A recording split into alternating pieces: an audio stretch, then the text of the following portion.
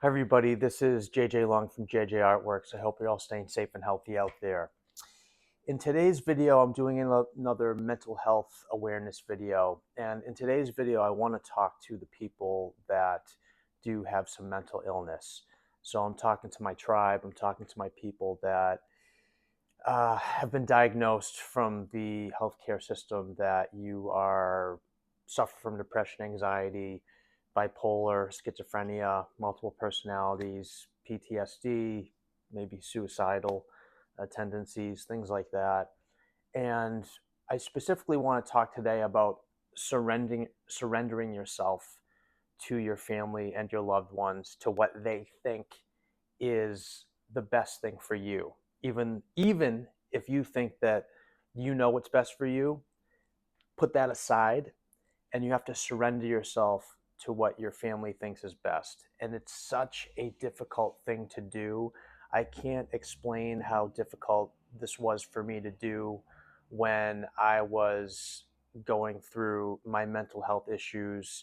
And even to this day, I think back on what I went through and how I was able to get back to standing on my own 2 feet. And you just have to understand that if it's your family and loved ones that are putting you, say, in a psych ward or a clinic, or they're forcing you to do something against your own will, it is there to benefit you according to what they believe, and just go with it. It is the most difficult thing to do. I totally get it, you guys.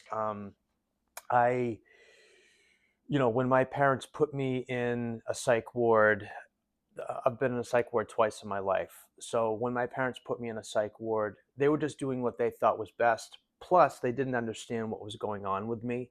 So they were like, we need to put him where there's professionals that deal with this on a daily basis. And we just need to, it wasn't like they were offloading me or they didn't care about me. It was like, we need to send him to the professionals and they can sort of watch over him and put him on medicine and all that. And for me, the first time I was in the psych ward, I wasn't on medicine. So this was my first time. So I had never been medicated in my life. And I go in, and what happened was the doctors and everyone said, "Oh, bipolar runs in the family because my mother's bipolar. So he must also be bipolar. So now we're going to put him on medicine." And that was the start of my medicine journey. And that was actually the right move for the first time I was hospitalized, because I was so manic and frantic and I had a million thoughts going on in my head. And that really sort of brought me back down to a baseline. 10 years later, this past summer, I was in a psych ward again. And this time I didn't want to go on medicine. And but my family wanted me to go on medicine. So this is where we kind of butt heads a bit. And my father's like, "You're not coming home unless you go on medicine." And I'm like, "Well, I can stand on my own 2 feet. I can do what I want. I'm a grown man." And we kind of went down that rabbit hole for a little bit of disagreement.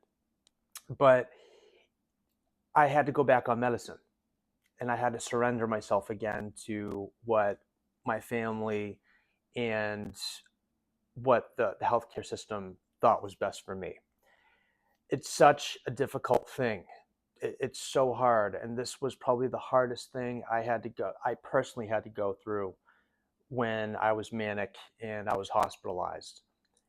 It's so hard. It's so hard because I believe in a holistic approach to health. I believe in exercising every day or as much as humanly possible. I believe in I'd rather chew on a root or eat some type of herb and put that in my body to be healthy before I start shoving pills down my throat. And that's just my personal philosophy. And as a result, I now have an Eastern medicine doctor that's educating me on you know uh, Eastern medicine practices. So I'm here to tell you that what you need to do if you're having issues with loved ones or people that are making you do things against what you feel is your own will, totally get it. You're not alone, but do it for the time being. And then once you hit a baseline and you can kind of advocate for yourself when you're grounded and standing on your own 2 feet, then start pushing and asking questions and telling your doctors, I really appreciate all you're doing, but I feel like I want to go in this direction, whether it be I'm getting these side effects from this medicine. I want this medicine now. And people are like, no, no, no. Well, I want to try this now, right? I'm gaining weight from this pill, or I'm being groggy and drowsy every day, and I'm getting too much sleep, which is something I'm dealing with right now on a certain drug. Or say, hey, you know what? I want to taper off of my medicine and get it to a certain point where I feel comfortable. But you can't really advocate for yourself until you've surrendered yourself enough to the healthcare system and to your family, where they can say, okay, I understand where JJ's coming from. He's really been putting in the work. He's been listening to us. So I think now is the right time for him to, we can allow him to advocate for himself. It's really hard to advocate for yourself when you're in the muck of it, when you're so manic or you're so out of it that it's just out of your control, right? And I know for a lot of us, if you're watching this post having a manic episode or going through some difficulty with your mental illness, you're probably like, I totally get it. Like, there's it's an integrated approach to your health. It's having the professionals deciding to do what's the best option for you, and then it's you sort of surrendering to that level. And then once you kind of meet them eye to eye, then you can start advocating for yourself and getting to what you feel is your optimal health.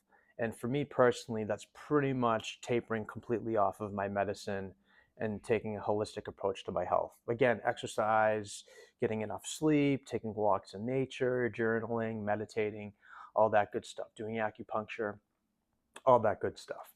So anyways, I'm going to be creating many more videos like this. Also, tell me if the audio quality is a little bit better. I'm starting to wear a lapel mic. Hopefully there's not too much feedback or anything or friction with the audio. I'll find out soon. But I love you guys. Thank you so much for tuning in. And for those of you that are struggling from mental health issues, my heart goes out to you. Stay in the fight, keep advocating for yourself. And also the families that are dealing with loved ones that are mentally ill, please be patient, please be kind, and please just listen.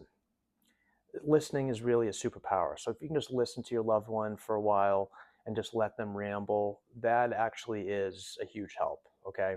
So I love you guys, and I'll talk to you all in another video. Talk to you soon. Bye-bye.